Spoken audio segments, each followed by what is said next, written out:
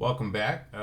Spring break was last week, so we didn't have anything on the agenda. I hope you guys had a fun and safe spring break and maybe got some time to at least unwind or do some traveling. I know traveling's still a bit chaotic right now with the pandemic and whatnot, but hopefully we'll get there soon where we can start going to exotic and wonderful places again. Someplace outside of Kansas. So for this week, you can see we've skipped week 8 because it was spring break. I need to do some rearranging of our assignment calendar, but right now, as long as you're following with our weekly folders, you're in the right area. So don't worry if you feel as if you've missed something that may be on the syllabus. Those things are just projections of what could be the semester. Things change, right? So with that, for this week, week 9, you'll see in the folder that there's an exam over chapter 8. These are just multiple choice and true false questions.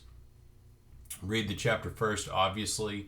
I've submitted the deadline for that for the end of the semester, so you can take it at your own pace. But what I would do is I would take it while it's fresh, while the information is fresh. And also, you really need to read the chapter in order to do some of the things I'm asking you to do. So I really wouldn't put that off. I would encourage you to not do that. Chapter 8 is about gathering source material. And I'm not going to go over this chapter extensively. I just wanted to sort of give you a brief synopsis of what this week was going to look like. And so for our class, what I want you to do is maybe read chapter 8 if you haven't already, or reread it, go back through it, take the exam, and begin to gather your source material. Now, as the chapter mentions, there are a lot of ways that you can go about doing this. We can use the internet, which is probably the most efficient way to find source material for your topic.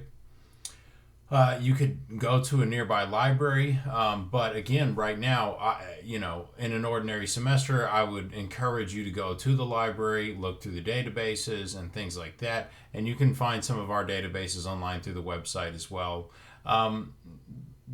But my expectation is not that you're going to go out and read a bunch of books and then have stuff to say from that, right? So you have to know what you're looking for, which is why the purpose statement is very important, right? And that way you've narrowed your topic down, and when you go to search for that information, you're not getting as many hits, because if you just put in a topic, you might get 10,000 hits, right? Or responses from Google or whatever meta search engine you're using. So what I would encourage is to work through this and be efficient. I am not going to scrutinize your source material to the point of exhaustion. What I do want to hear in your speech is that you're using evidence that you found from your source material, your outside sources, of which I'd like you to have at least 4. You might think that that's a lot. It is definitely not. You're essentially getting the perspective of 4, either academics or whatever, experts, whatever you want to call it. Now, you can also interview people as well. That is totally fine. But in that, you need to qualify, which is to say, to justify why they are an expert. So say you're doing something on powwows, and you want to look at maybe an MC and their role or something like that, and say you go out and your uncle is an MC at powwows and travels a circuit. Well, your uncle would have the expertise to speak on the issue, so that would be considered an expert, right? So it doesn't have anything to do with academic credentials. It varies depending on what it is that you're trying to accomplish, right? If you're talking about astrophysics, right, probably, unless your MC uncle is also an astrophysicist, you might want to find someone else.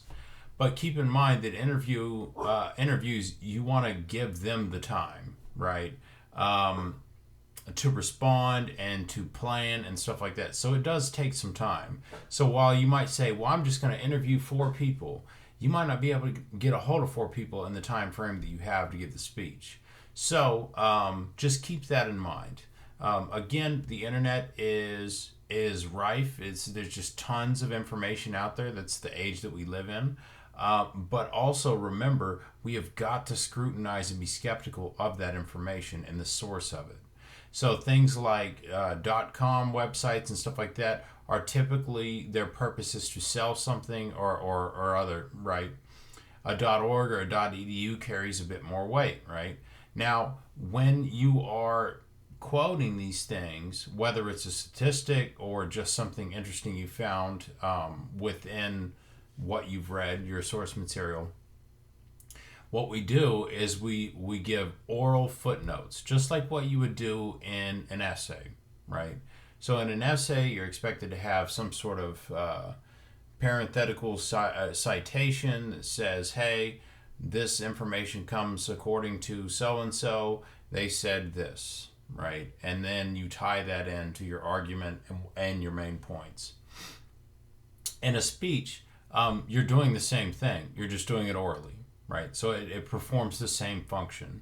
So if I were to say, according to my uncle, I wouldn't just stop there. If my uncle was the MC at a powwow, right?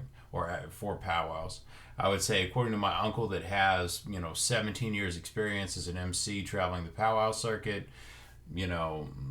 this X, right? So what you want to do is make sure that you're being thorough with the credentials of whether it's the New York Times and who's writing that, right? Or, some academic, right?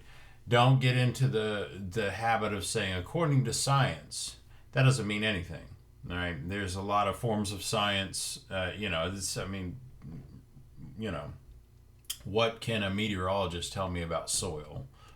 Probably not a lot, right? Their training is different. So you want to be really specific about the qualifications that you're drawing on with this.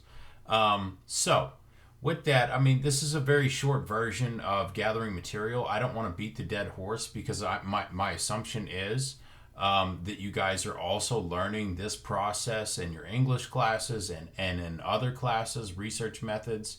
I'm not here to necessarily teach you how to research, but researching for a speech, again, my angle on this is you've got to be efficient. You've got other classes, you've got lives to deal with, things to do, jobs to work, other, assignments. So be as efficient as possible, but make sure that you're doing the things necessary to put you in a position of success, which is scrutinizing source material, right? Deciding what you want to include and what you don't want to include, right? And that's not to say cherry picking what we agree with. We don't want to do that, but what is necessary to accomplish your goal, okay? So with that, just sort of keep that in mind, and as you go out into research, think of it as sort of kind of a treasure hunt, right? Except for one where you have a pretty decent map, right? You don't want to get stuck in la la land out there where all of a sudden you're like, oh, I'm going to change my topic because this looks different, and then 5 minutes later, oh my gosh, I found something else. Well, I'll change it to this. Don't do that to yourself, right? Try to stick to the plan because ultimately it's a speech. You just got to get through it. It's part of this course, and so be efficient. Right? Work smarter, not harder. I hate cliches, but whatever. Okay, so with that, I'm going to go ahead and sign off, let you guys get to work.